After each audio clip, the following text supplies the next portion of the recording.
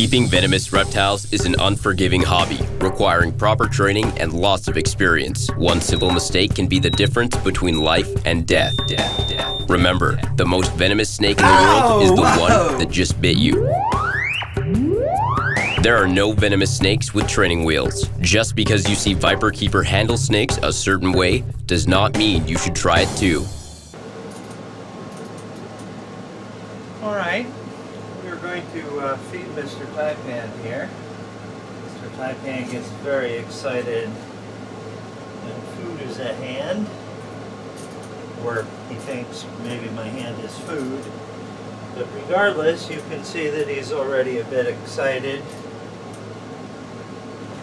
He's always a very difficult customer to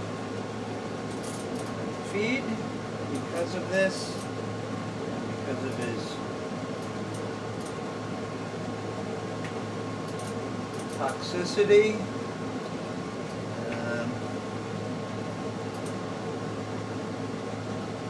He is certainly one of the most lethal snakes in the building,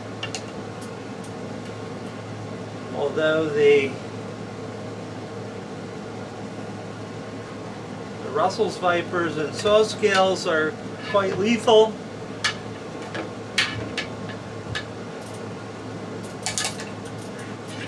They're not quite as active and as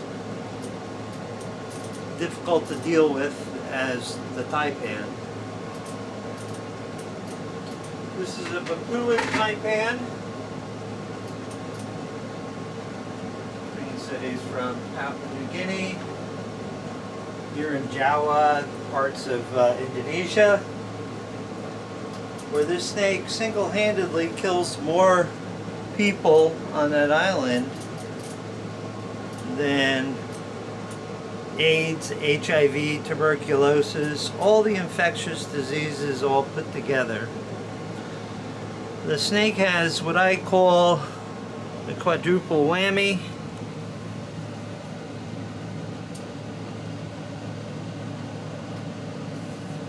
They have pre-synaptic neurotoxins, post-synaptic neurotoxins, myotoxins, and hemorrhagens, all working at the same time to kill you as quickly and efficiently as possible. Now, like all my dysfunctional snakes, he usually has trouble snaking. He will crawl around for generally 10 or 15 minutes trying to locate the prey item, in this case the small rat. But once he finds it, it might take him a few more minutes to figure out which is the right end to eat. Sometimes I think he's sort of blind, although I don't think he is, because when he's out of the cage or he's, targeting prey, he definitely sees movement, but when things are sitting still, he has trouble. As you can see, he just went over the rat's head. This could be a record. Do we have it? Does he have it today? Up. It's questionable whether he will get the record for being able to gobble his food. Oh my goodness. He actually found the head in less than 20 minutes. Now, usually while he's got his mouth occupied, I change out his water dish. So you can watch him while I go change his water dish.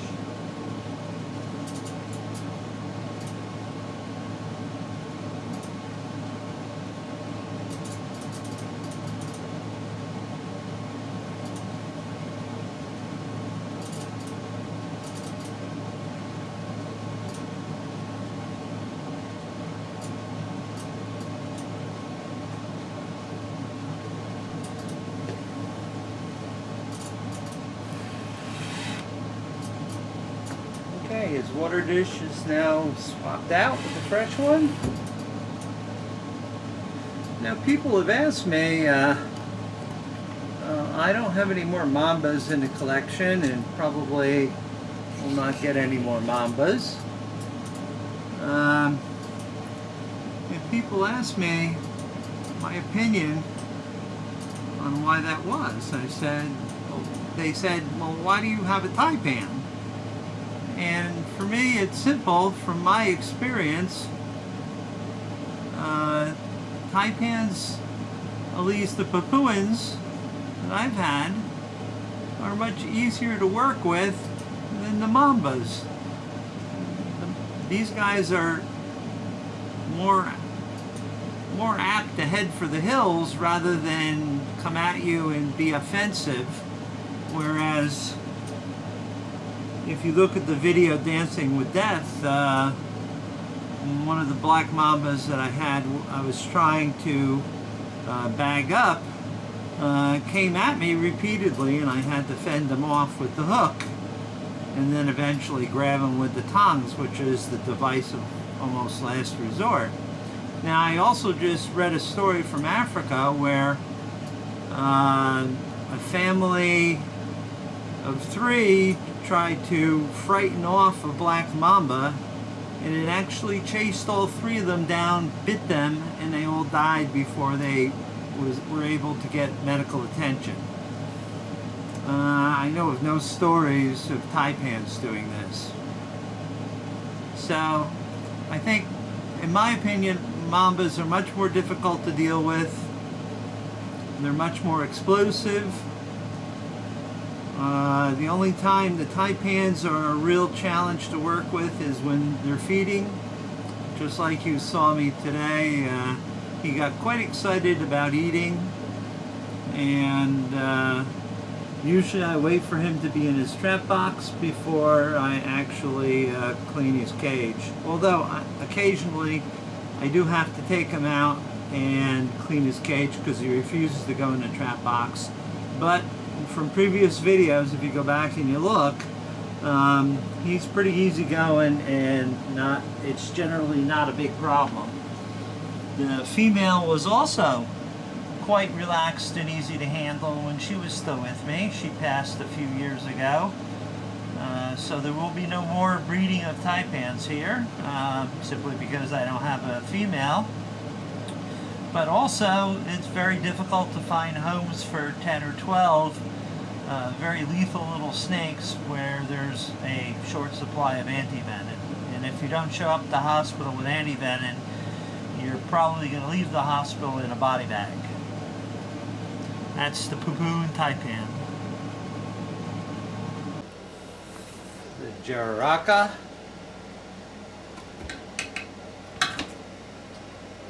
Good. Got some substrate in your mouth. They're captive born 2017 Jararacas from Brazil via Europe. They were born and bred in Europe. It's very, very difficult to get permits to get them in the country from Brazil. Although I've had people offer it, Brazil will allow people to breed local snakes.